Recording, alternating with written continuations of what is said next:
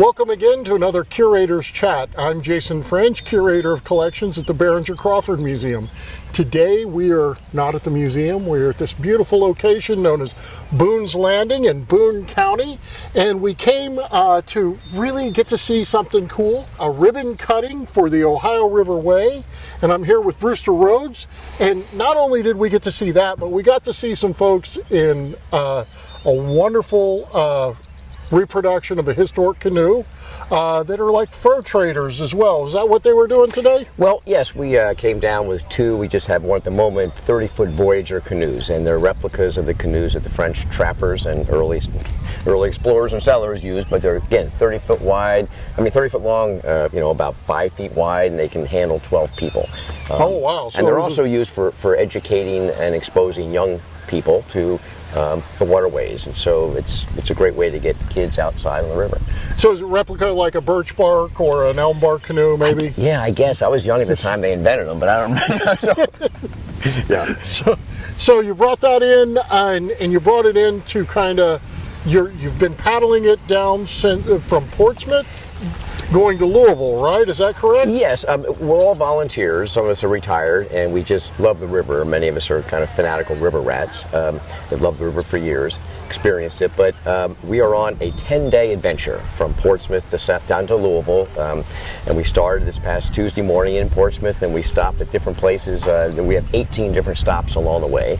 So during the day, we stop in at a community and meet with the civic leaders and have a ribbon cutting ceremony and chat with them about what their visions are for their community and how it can even better connect to the Ohio and the tributaries and how they can even more effectively promote outdoor recreation opportunities that they have.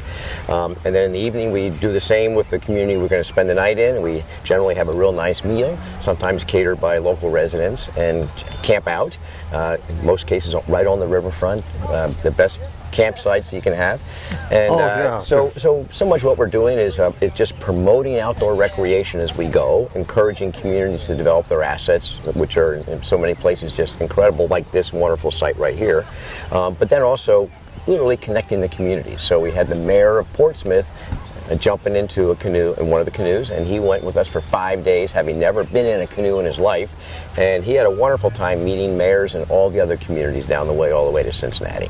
Oh, that's wonderful. That's a really neat experience, and to think it's a kind of a, you don't get to do these things that often. Right. Kind of a once in a lifetime experience to get to paddle down the Ohio River as many of our ancestors did. They came down the rivers in canoes and in flatboats, some of them in keel boats. After 1811, you had the steamboats, but the river is just the lifeblood of this country, and it was the lifeblood of settlement, and your group is really wanting to kind of preserve that, bring people back and get back to the blood of this country and the river and just kind of that muddy water and that wonderful stuff. You say it so well. That's great. We ought to have you on board. You're great. No, but I recently learned a year and a half ago that my great-great-great-great-great-grandfather was born in Germany in 1737 and came down from Pittsburgh in 1805 and landed in Portsmouth and had some Revolutionary War warrants to buy property. I think he speculated on that market, and he bought a square mile of what's now downtown Portsmouth and built the oldest house that's still there. It's a historical home in Portsmouth. So I all of a sudden now have this real connection to the community of Portsmouth. But again, like so many people, their ancestors go back to folks who jumped on a flatboat or in a big canoe and made their way down the river because this was the way of westward expansion. Right. Well, they were coming across, sometimes they would come across the mountains, come down along the Kanawha River into Point Pleasant, what's now West Virginia.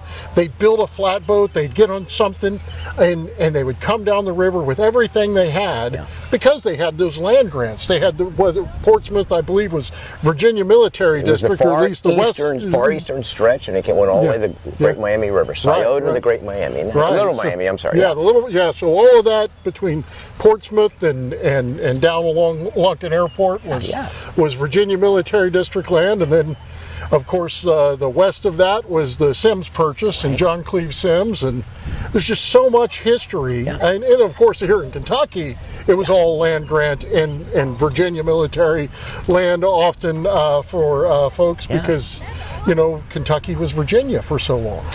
It's hard to imagine.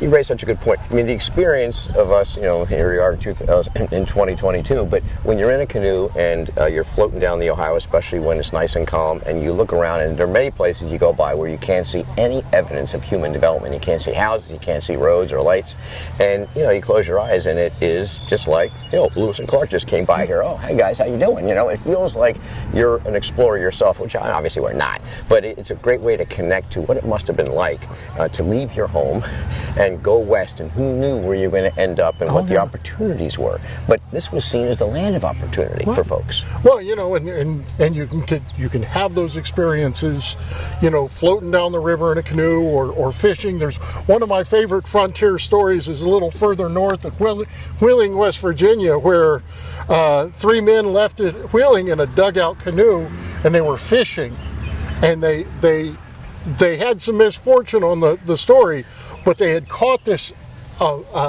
massive catfish, and because they had caught this massive catfish, they kind of lost their way, and there was the misfortune that happened. They ended up being attacked, but when they got back to Wheeling, they weighed the catfish. It was 87 pounds. Oh my God. Which is not the record, by the way, but that's a lot. Well, that was in 1783. Yeah. So think of how big he'd be today, right? Right. He would have been a big catfish. So, but it's just, you can still do that. Yes. You can still go catfish fishing in the Ohio. There's still these animals and these wonderful places that you can explore. Yeah. And the river's changed a lot in the last 200 or 300 years, but it's still so amazing to get out on it. And there are those places that it looks just the same as it always has. So I'm really excited to be able to have this interview with you and to talk to you about, kind of getting people back to the river and preserving our river heritage. And I hope everyone's enjoyed this video, and feel free to like and subscribe, and we'll see you on our next Curators Chat.